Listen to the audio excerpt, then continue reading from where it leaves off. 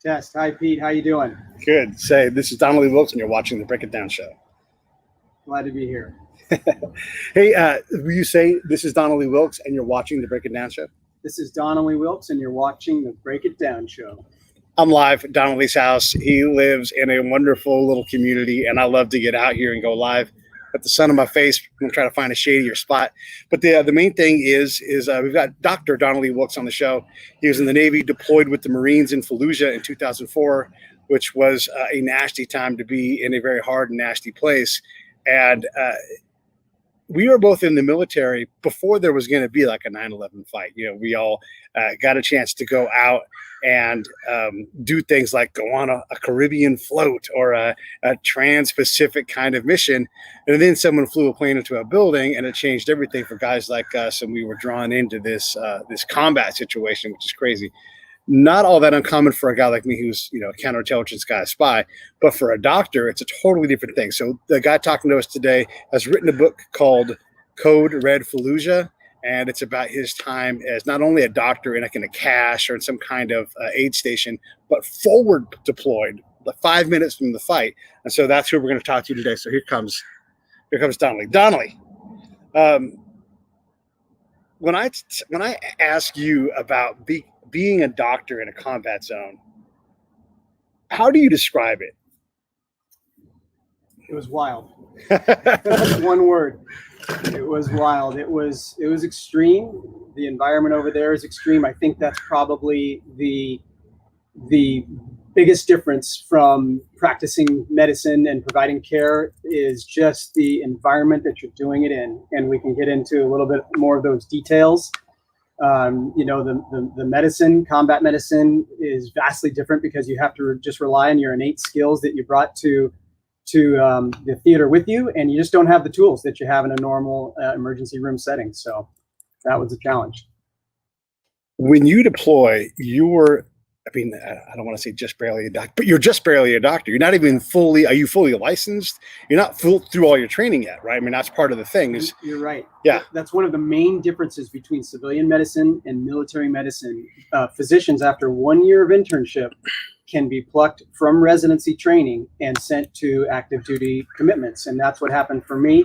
All other civilian residencies are at least 3 years before you can practice independently. So yeah, in many aspects, I was a baby doctor.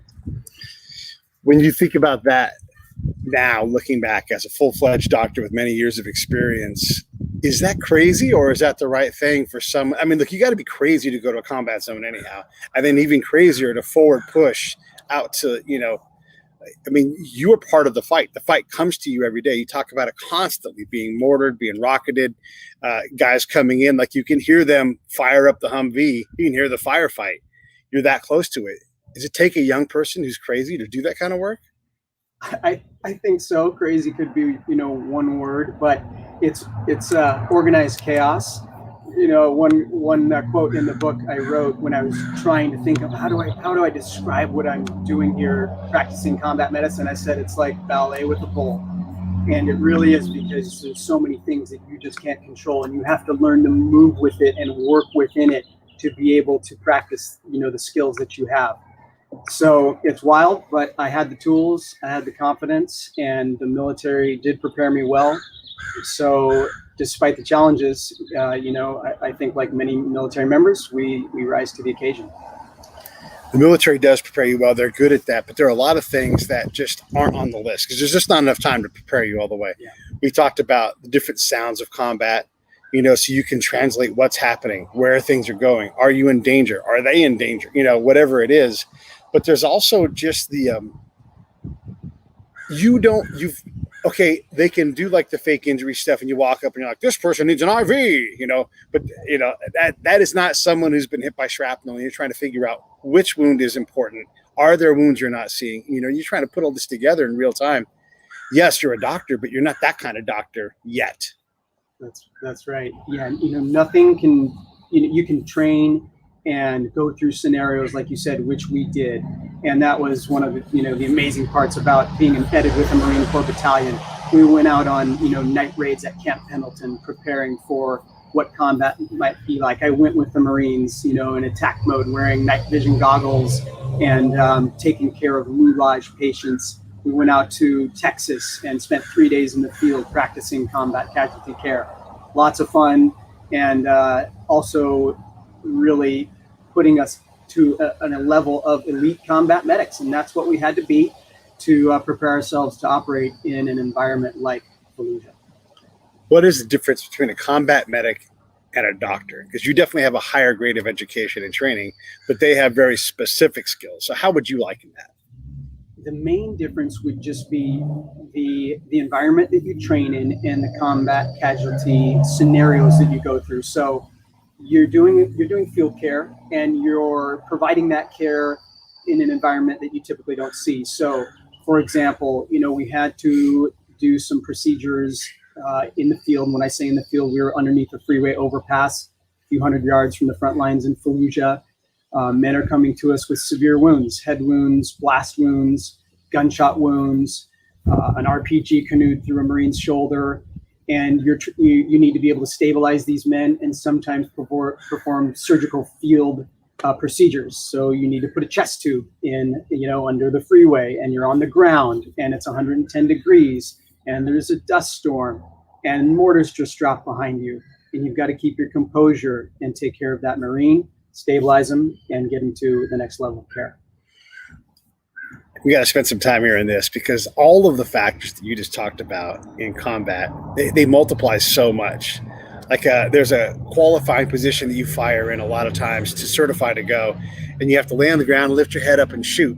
When you put all of your gear on, for me, it's physically impossible. I just don't have the neck shape to do that.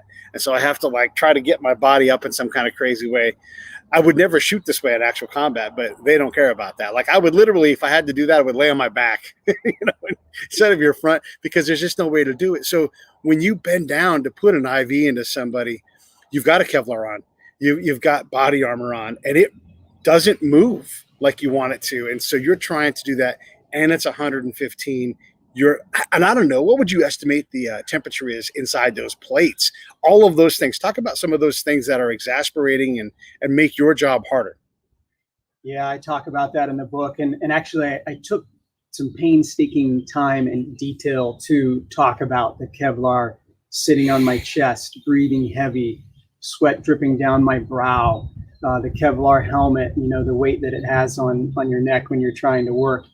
Because all those elements add to just the extreme environment that you're working in. And then you've got fellow Marines around you, you know, rooting for their fallen brother. You want to show them that you're going to do everything you can for them every time.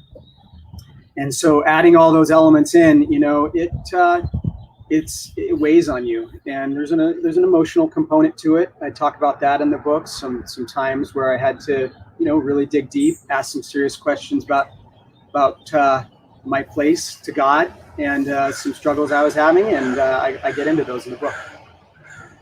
I want to get into the faith stuff for sure in a little bit, but I want to stay in the actual challenge of combat. And I also want to say we had it teed up that Eddie Wright was going to join us. Eddie was in Fallujah in the fights there. He's a Marine and basically caught an RPG in his hands, and it blew his hands off from the elbow down. Right. Yeah. So he's got two hooks, and we were going to talk about that experience from his point of view, because you didn't lay your hands on him, but someone you know did, you know, and people were really getting hurt. I mean, every injury is significant. If you take a bunch of small shrapnel and it's just some stitches and some butterflies, you've been injured in combat, you know, and if you come in and you've had an RPG shoot into your thing, that's not something that they can just have fake wounds and they can do all of that. But when they're brought in and their fellow Marines are keyed up, trying to make sure that you save their friend's life, and they're trying to do everything they can, and now it's all on you, that's a different thing.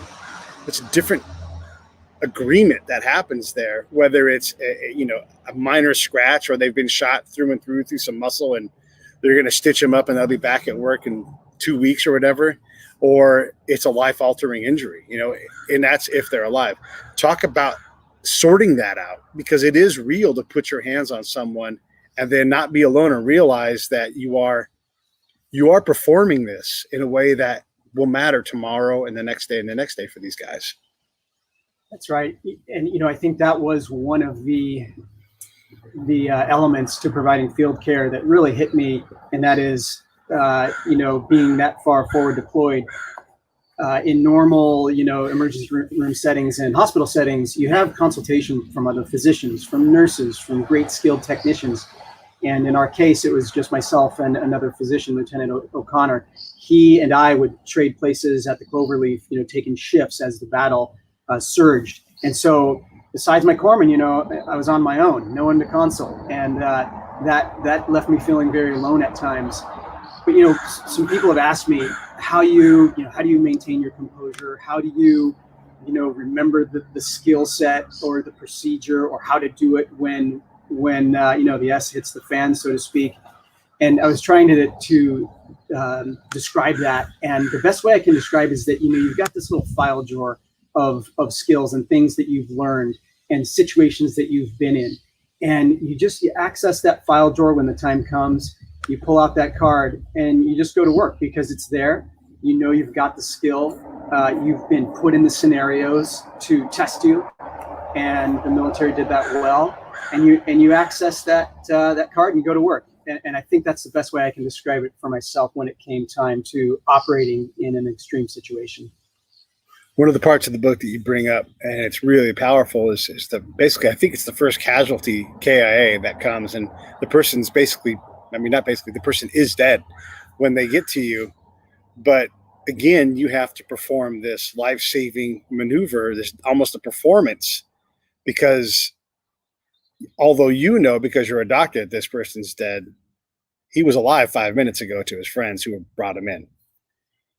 Yeah, and to be specific, if we're talking about Lieutenant Jackson, which is a fictitious name, I had to change some names to protect the identity of some of the fallen.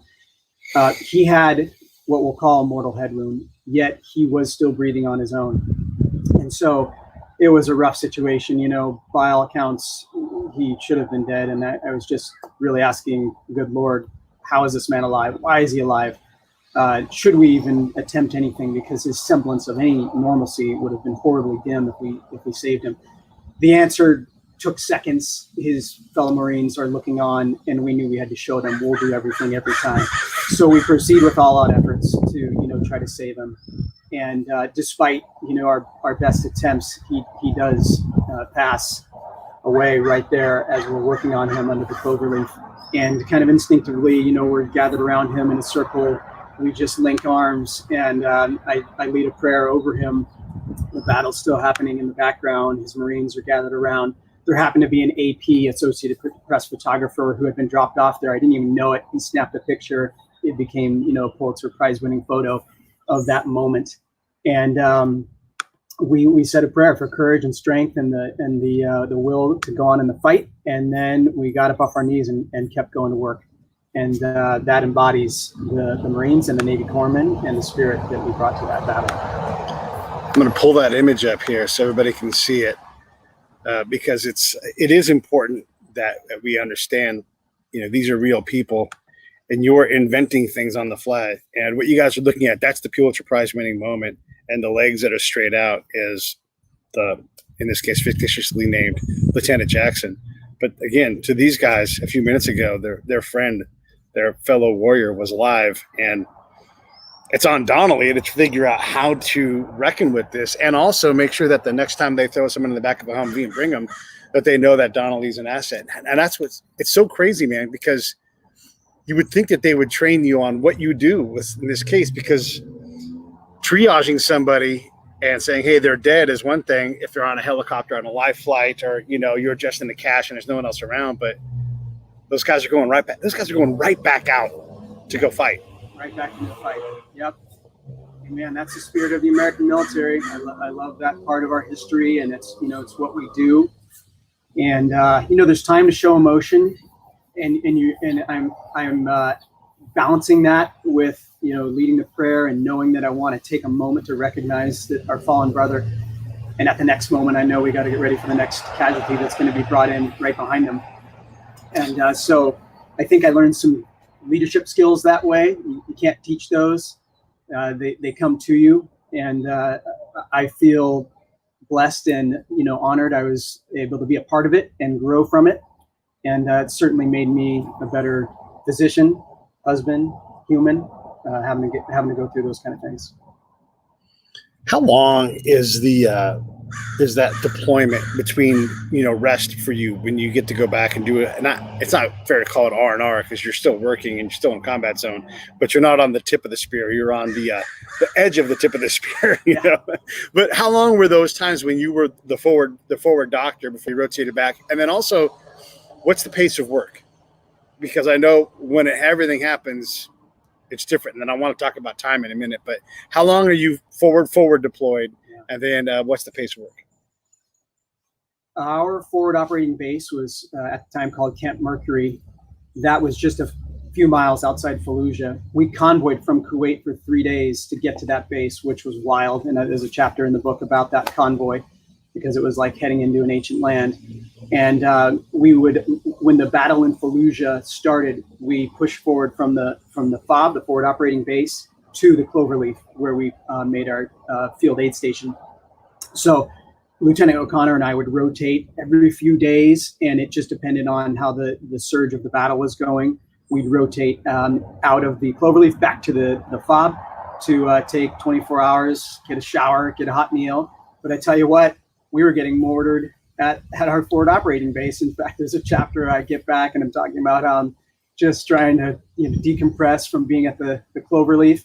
And I hit the end button on a movie I'm watching. And as that happens, this ungodly hiss from above me just crashes my entire world. It's a rocket. They hit inside the camp, which is a small little target. First time of the whole deployment, they hit a rocket right on the money and knocked me off my chair. So that's deployment life. And combat life, which I learned to understand, is just this animal. You never know what's going to fall on you, and you're just living at this 10 out of 10 level, the entire time. You don't even know it sometimes that you're living at that 10 out of 10. And anyways, to answer your question, it was every few days we'd rotate back and forth from the front lines, my front line at the Cloverleaf to the forward base. What's the thought process there? Is it because it's so stressful for you guys? Because, and again, this is for the audience. Donnelly doesn't have any control over anything. His patients show up when they show up. There's people trying to mortar and kill them.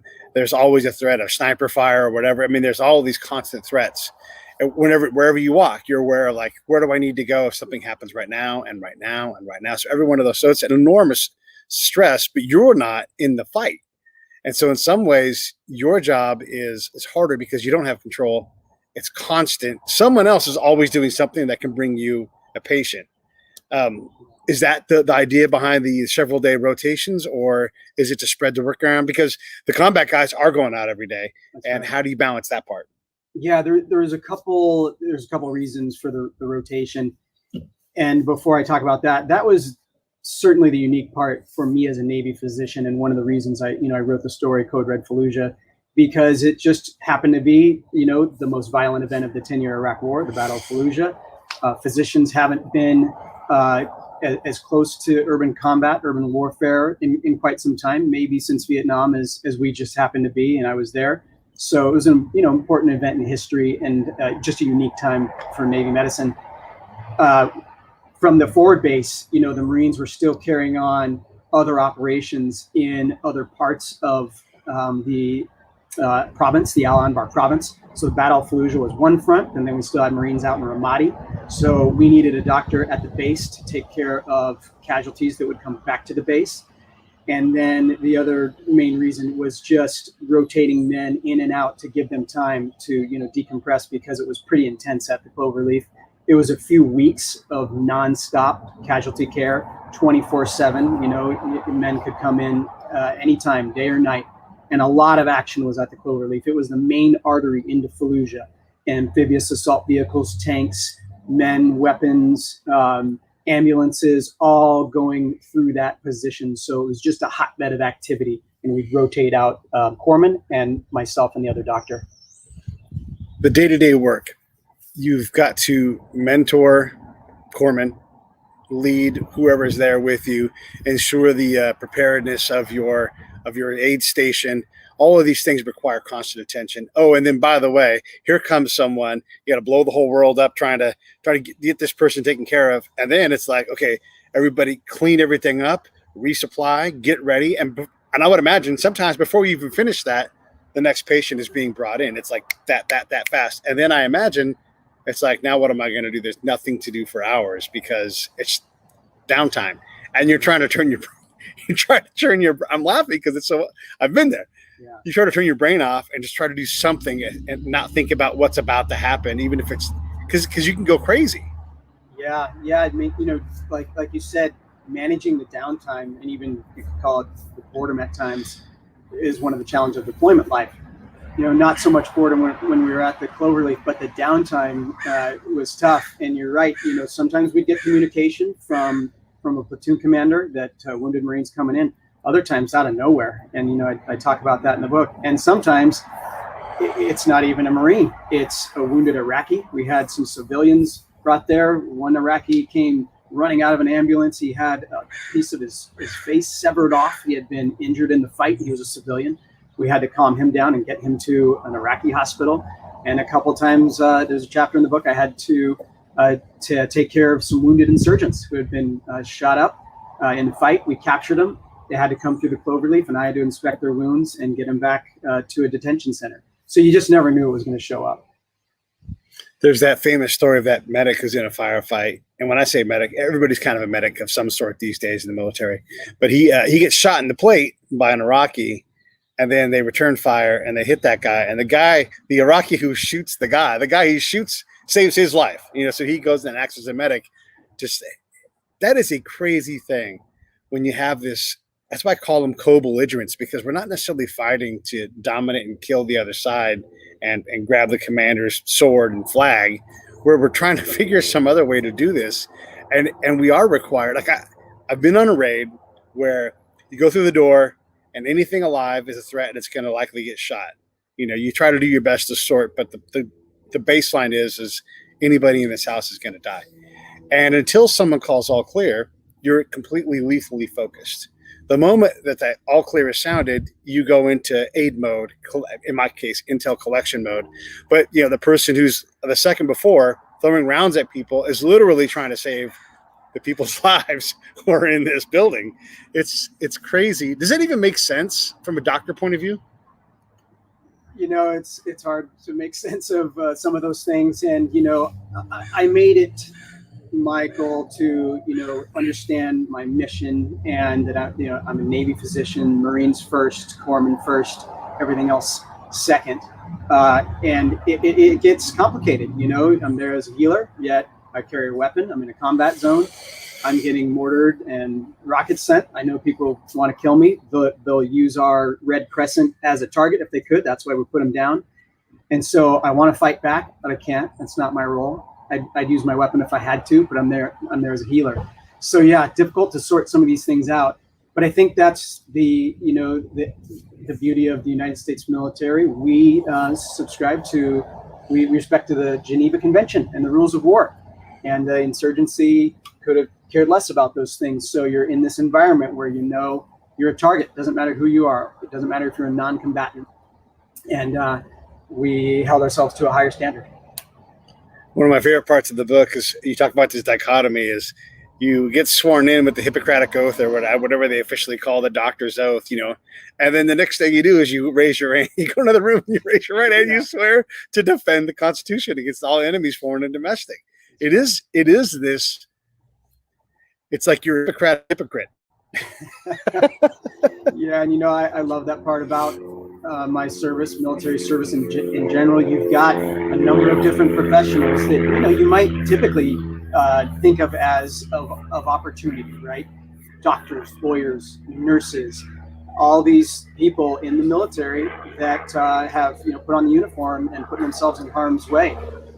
And you'd mentioned the dichotomy there, and you're right. After we had our graduation at Tulane, all the other students went off to start having the party in New Orleans, where I graduated from, and the military students, there was about 10 of us, were escorted into a private room, and an officer walks in, and we have to read the oath, salute, and sign on the dotted line, and we've committed.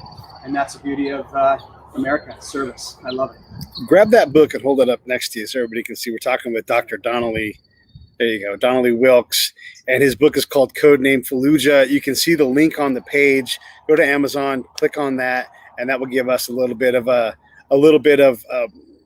taste of when you buy the book. The book is fantastic. It's short. It's easy to read, and no one's written anything like this for a long time. I mean, the story of a doctor. We think about MASH, and I don't want to get into the MASH cash kind of story in life and everything, but this is an important tale, and this just happened. Okay, granted, it's been 17 years or so now, but these things normally don't ever get written, and you've done it in a way that is completely accessible. And I definitely recommend the book to everybody who wants to understand it.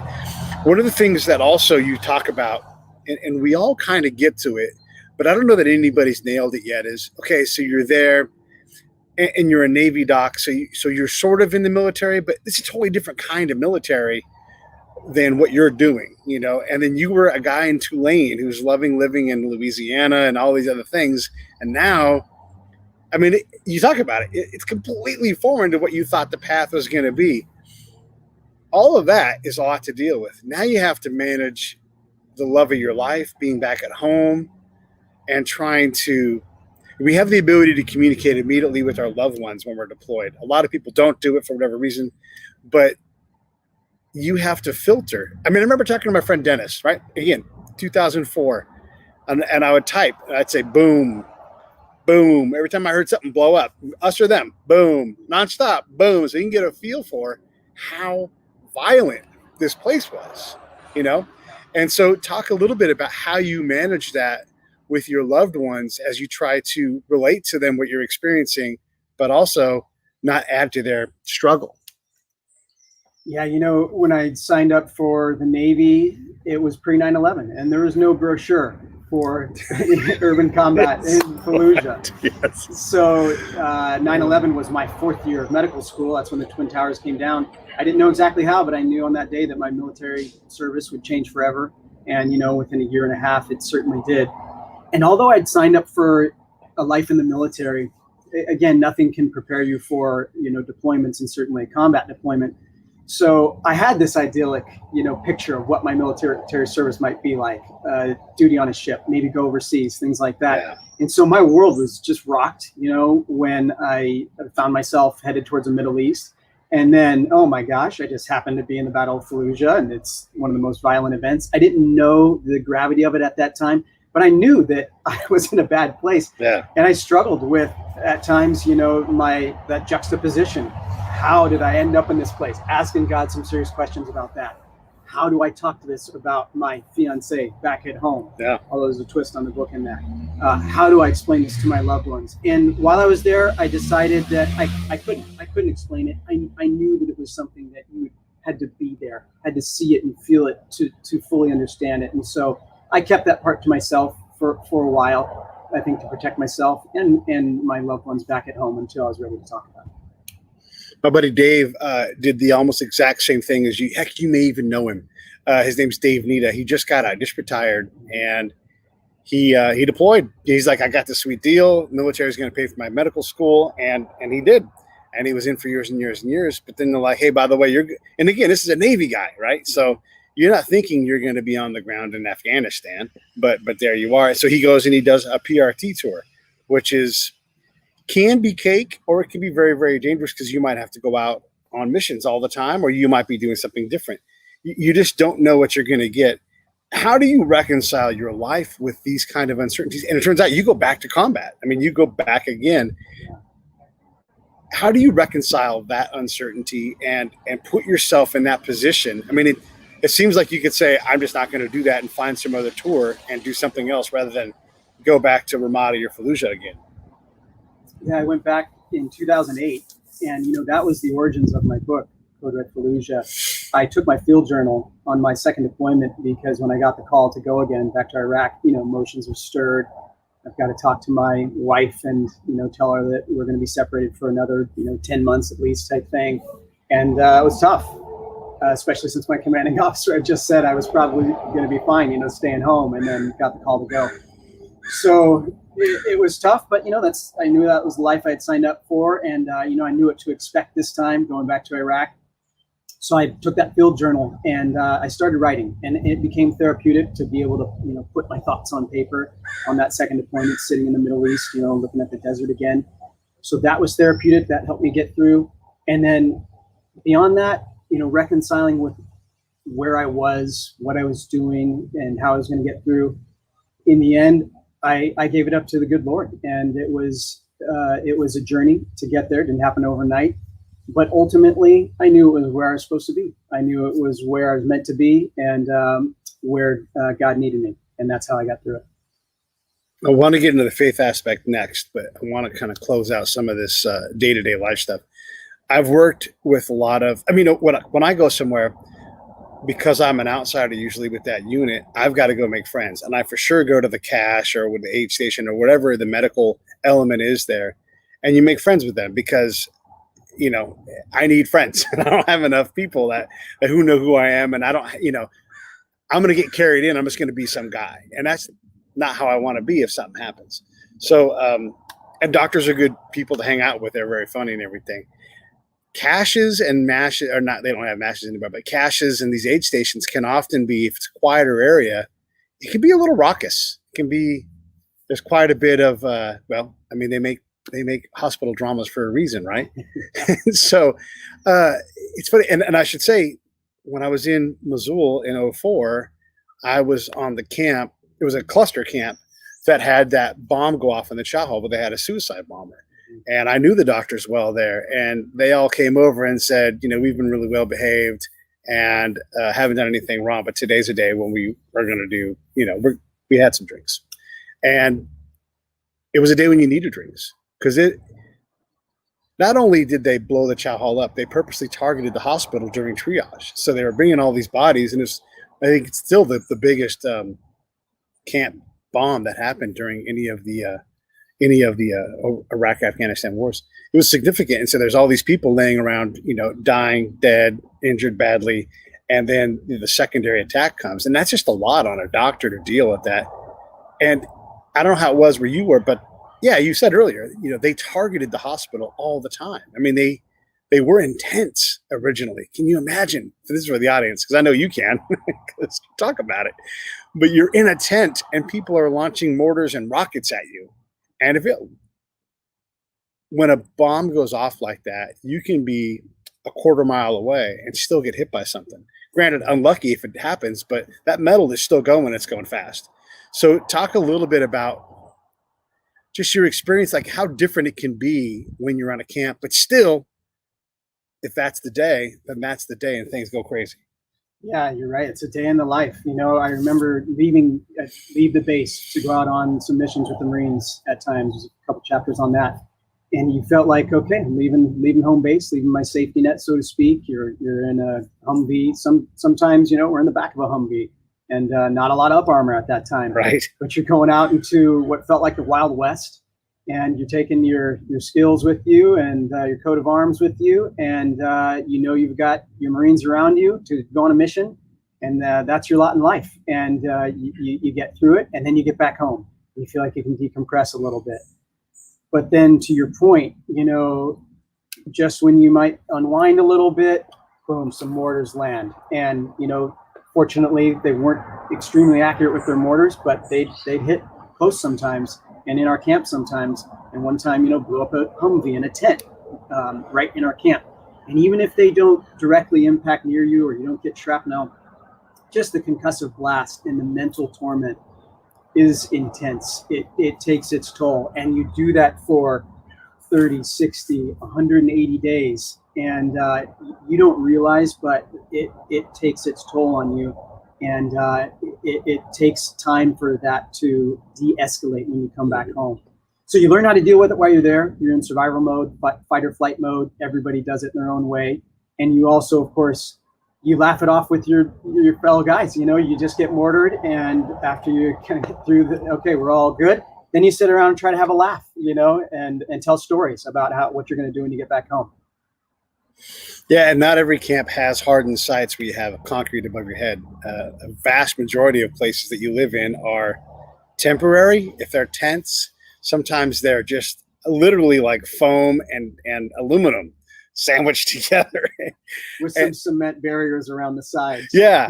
Yeah. And you're like, you accept that if the rocket lands inside my little square of sandbags, I'm dead.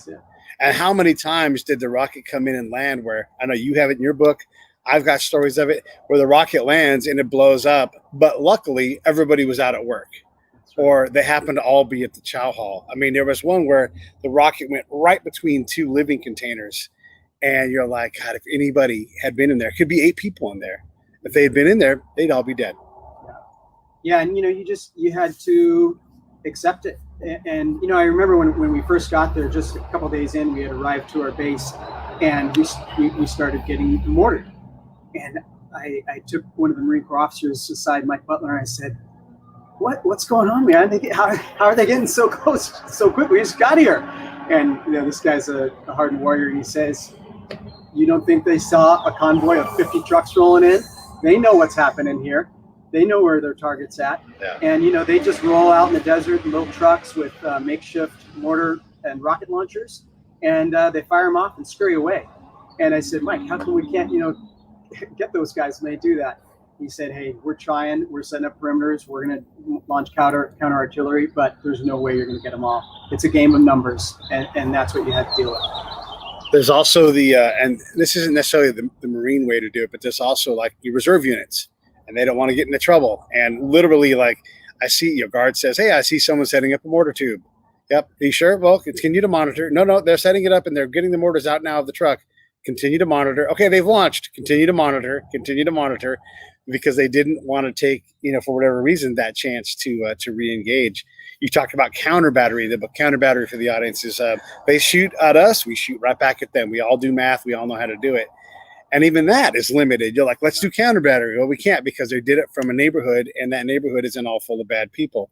And so I've been on interdiction patrols where we go out with a platoon, and you literally walk through town, all around town, so that if anything happens, you're there to respond and also to keep them from doing it. And yet they still find a way to do it because you're pretty easy to see. It's maddening.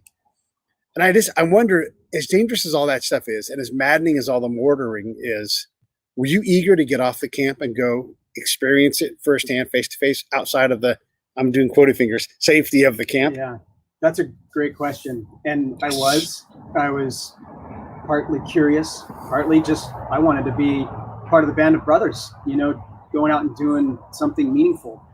And I knew my main job was to be where I needed to be to take care of injured Marines.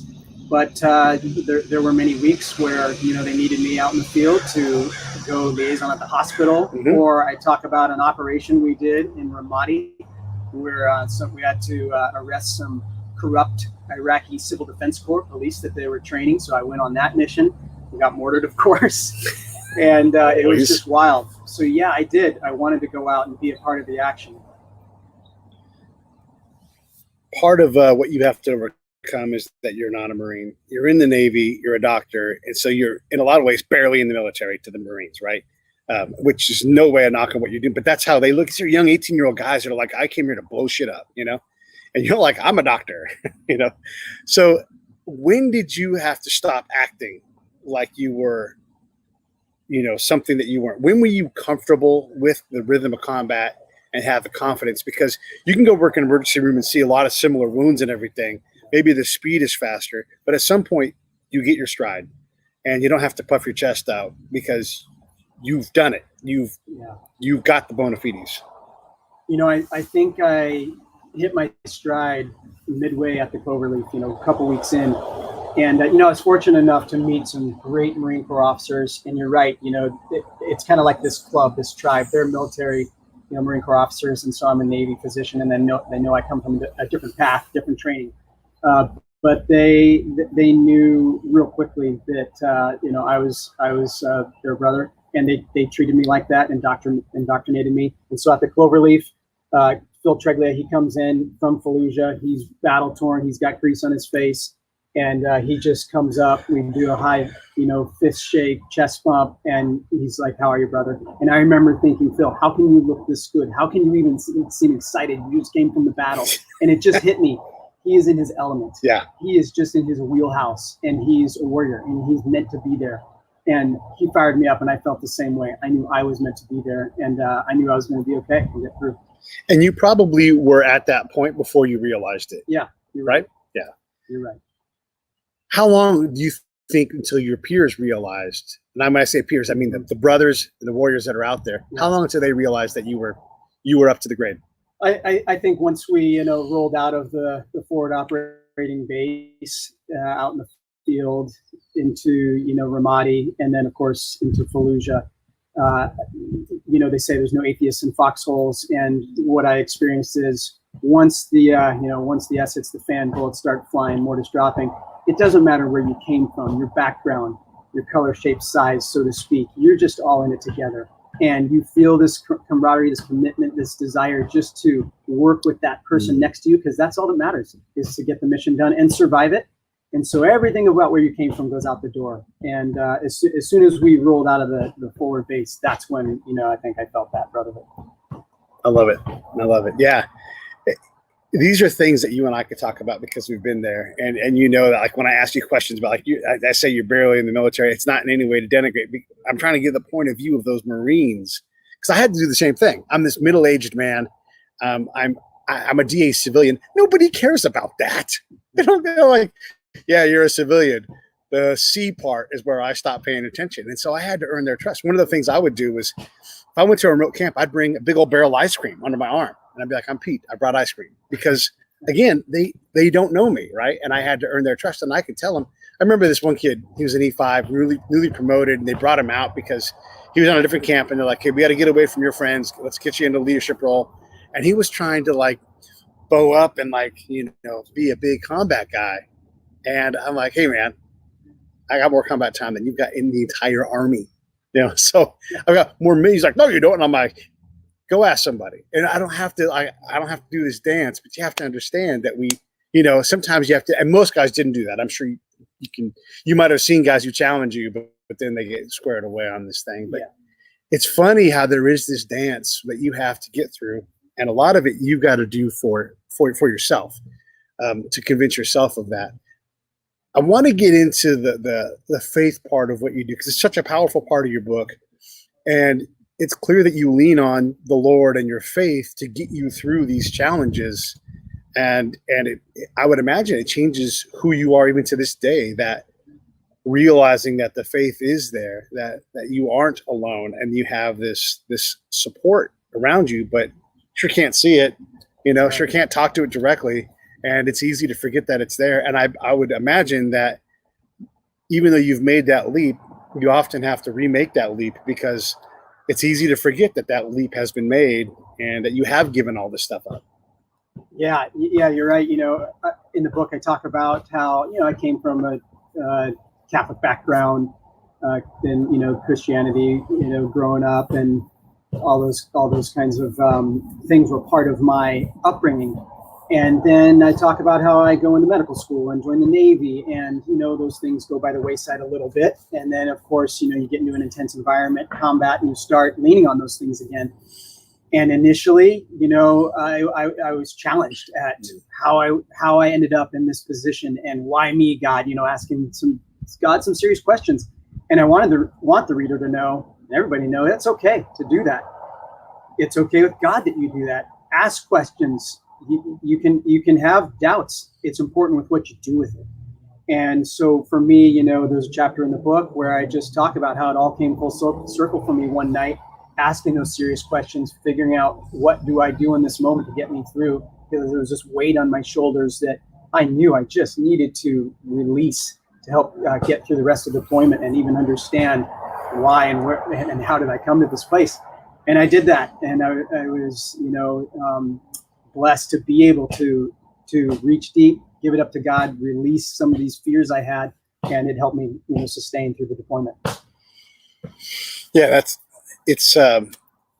we all do it differently. When I looked at it, I had to accept, because our camp was extremely dangerous. We got mortared all the time, which, as you know, like it's no big deal until it's the big deal, and so you are in danger constantly. And then you go off camp all the time. And I had to just accept that all of it's out of my control. And it is providence at the wheel. And you don't get to tell war. You can be great. I'm great at war. I'm great at it. But you don't get to decide when that moment happens. And so you really have to give it up. And one of the things that I built for myself to change my mindset, because I had like certain, especially in that war, because they were trying to snatch us, right? And so if you came within a certain circle, it was lethal time. Anything outside of that, high-fiving and drinking shots and doing whatever to make friends out in the villages. But when I put that right foot down outside of the camp, when I first got into theater and I put my right foot down or my left foot down on the ground, I would look down and go, okay, I'm here. This is my situation. And now these rules the other rules, like living in California or Chicago or Las Vegas, all those rules are over now. This is combat time. And this is maybe combat time light because we're on a camp. But then now I'm off the camp. It's a completely different thing. There's someone hunting you, and there's a threat everywhere. And you're not in control of all of these things. All you can focus on is what your job is. And for you, that's doctoring. For me, that's asking questions and getting to know people and giving the commander the information they need to win to make the area safer for everybody. Is that still part of your faith now? Like, how hard do you have to lean on faith? This is a whole lot easier around here where we're sitting. Yeah, that's been a question I've been asked a number of times. What's that transition like? Coming from practicing medicine in the Navy and in a combat environment, and then civilian life, and isn't it boring or that kind of thing? And one of the things I talk about is that, and this is a common theme amongst veterans, you develop such a sense of accomplishment and pride, and that you're this warrior when you're in the military and doing these extreme things, and then you come back to civilian life, and how do you find that same sense of purpose? A lot of veterans talk about how it's tough for them to find that same sense of self-worth and purpose outside of the military. And that in some cases that even escalates, elements of combat stress and PTSD and things like that.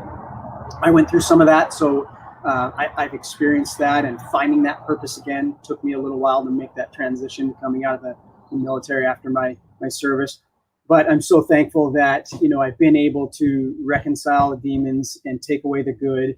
And I do feel, such a sense of pride and accomplishment, and just really lucky and blessed to be able to tell the story, bring it to others, and, hopefully even help others in their journey. How many other doctors like you are there that were right there on the tip of the spear? There's a whole lot of doctors that, and this is not a knock on any of them, but they have a much easier time there. They're at a battalion or brigade aid station. They're at a cache. They're not doing what you did. How many people like you from that Iraqi era would you say are there? How many doctors went through that? Yeah, it's a good question. Of course, I don't know those exact numbers, sure. But there was probably only a handful that were in the extreme forward deployed positions and subject to the indirect fire. I'm very proud the Marine Corps awarded me a Navy Commendation Medal with Combat V, and I think I realized how important that was when I was interviewed by a Marine Corps staff sergeant, and his paraphrase was, "When I saw you were given a Combat V, I said, what the, is that, I wasn't even aware a doctor, would get one of those." So of course I was very honored by that, and I'm very proud of it. So there's probably just a handful. Of course, Lieutenant Cormac O'Connor, my brother, he's one of them. And there's a few that I know, and that even were, in more harm's way than I was. And at all times, the Marines were in more harm's way. So it was a unique part for what I did, but man, everybody was in harm's way out there, and I just happened to be there. And one thing you mentioned earlier about making friends, and one of my favorite friends that I made, plural, was some of the special ops guys, because I found out they wanted to be my friend, which is pretty cool. They'd come by the battalion aid station and say, "Hey doc, come over here." And of course, these special ops guys, their training in field combat care is pretty good, but they wanted some, better skills. So they took me out to, the weapons range, when we're deployed, and they, we tossed grenades and we shot sniper rifles. Yes. And it was not just American special ops, it was Aussies and the Poles and the Brits. And I just love that part of our history, that since, the Great War and World War II, the freedom fighters of the world are coming together for a common mission, and they were out there, and it was really special meeting those guys and working with them. Yeah, for sure. And then also like, hey, I need an IV bag, and you're like, take it, but we always need an IV bag because we're doing, it's just, you always need them, and they're not easy to come by. It's always good to be able to support one another. Because we were in Iraq at the same time, I want to give you the opportunity to ask me any questions, because obviously it's not common that you get two people that have such a common experience. Even though we did totally different jobs, everything, we know what that time was like. I mean, I was in Iraq when those 4 contractors got hung from the bridge, and we all knew the game changed that day. And I remember when General Mattis his Marines were wiping out bad people, and then we had to pause, and I'm like, that's bad, because I understand there are a lot of dead people to get off the streets and stuff, but they gave the initiative up. So what questions do you want to ask me?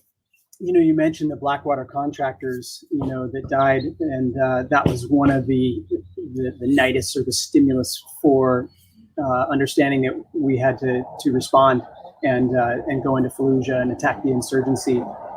And I always wondered what it was like to be a contractor, because we talked about how you're part of this band, this group, and I'm a kind of an ancillary provider. I'm not necessarily an infantryman, and so I'm along for the ride, but an integral part of the ride.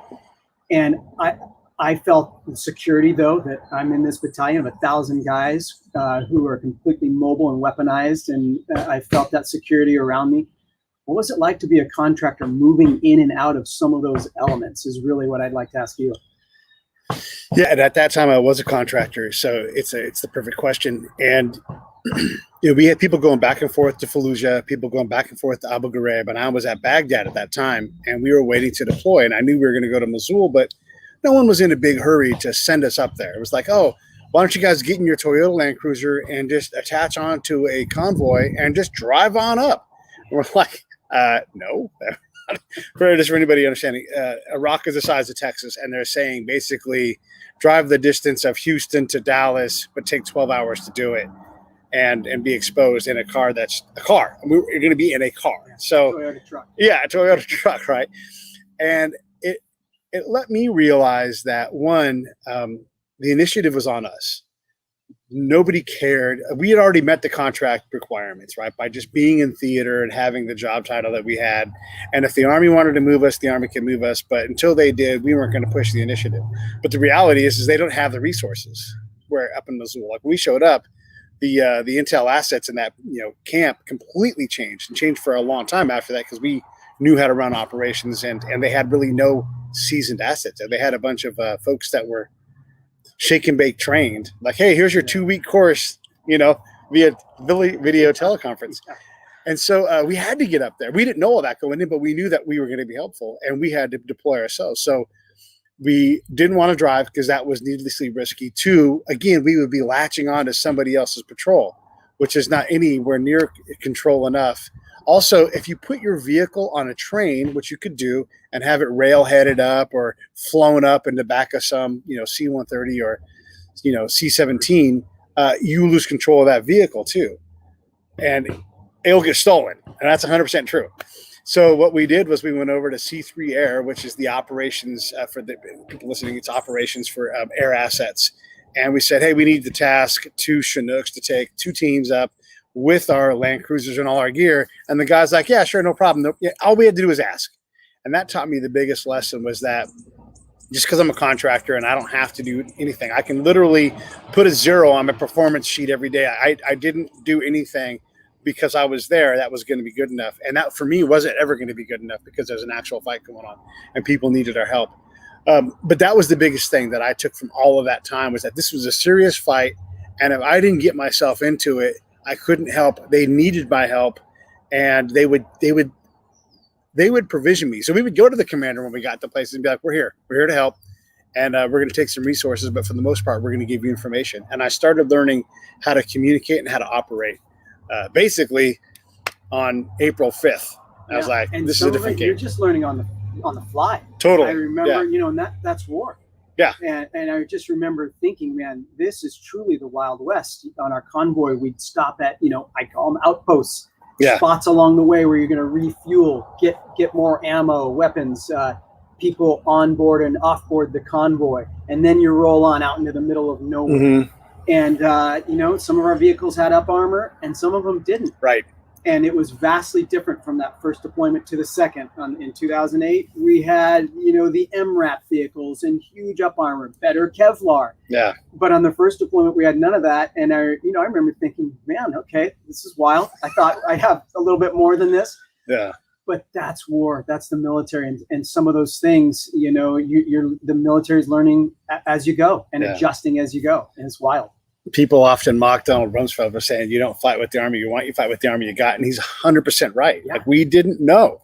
We had to go out and do it. When I deployed, I saw a Humvee for the intel asset there, and it had the bumper number from my unit that I was in Germany. And it still had the people's names from 7 years earlier. I guess, let me think. I was in Germany in 94, 95, 96. And so in 2004, a vehicle from my old unit with people that I knew, their names were still in it. That's how unprepared we were. We just bring it, it's in Germany, put it on a train and send it on down, That's right. It's crazy. And just like the war effort of, World War II, it takes a little time to ramp up and get people in motion and produce new gear and get it employed and get it, out to the field.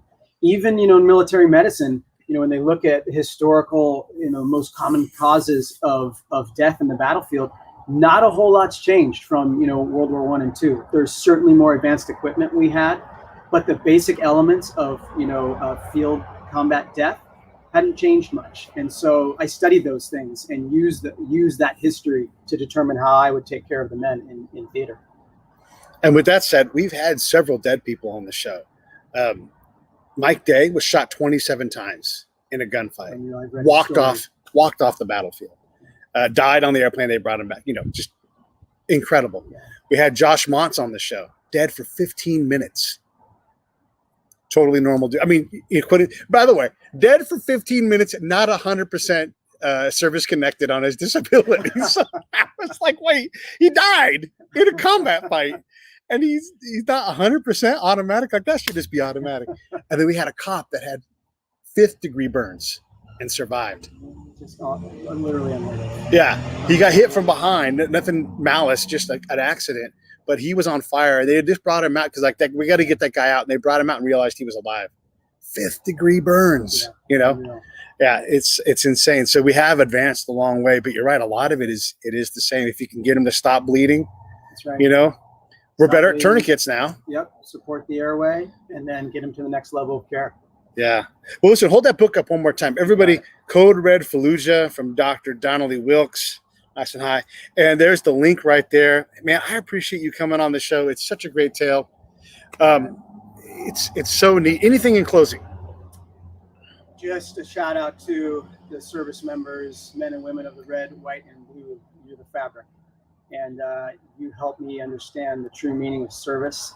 I'm blessed to have been a part of it, and I love you for it. Hey, thanks for watching the show. I really appreciate it. Right here, you can subscribe. Please do that. It makes the show grow. Hit that notification bell so you know which incredible guest is coming up next. Down below is the PayPal link. You can put a small subscription in. That is an enormous help. All that money goes right back into the show. And then right up over here are the next episodes you should listen to, curated by yours truly. Thank you so much for watching the Break It Down Show.